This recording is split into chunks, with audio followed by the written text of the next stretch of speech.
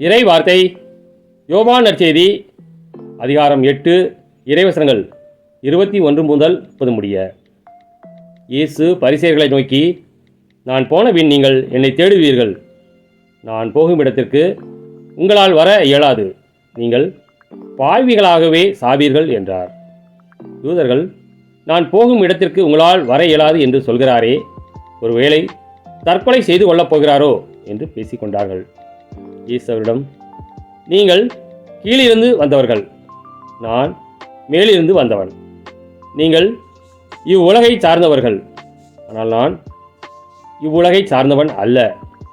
ஆகவே தான் நீங்கள் பாவிகளாகவே சாவீர்கள் என்று உங்களிடம் சொன்னேன். இருக்கிறவர் நானே என்பதை நீங்கள் நம்பாவிடில் நீங்கள் பாவிகளாய் சாவீர்கள் என்றார்.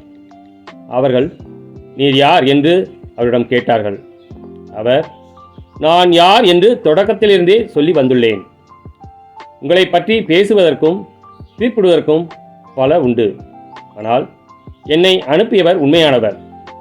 நானும் அவரிடமிருந்து கேட்டவற்றையே உலகுக்கு எடுத்துரைக்கிறேன் என்றார். தந்தையை பற்றி அவர் பேசினார் என்பதை அவர்கள் உணர்ந்து கொள்ளவில்லை.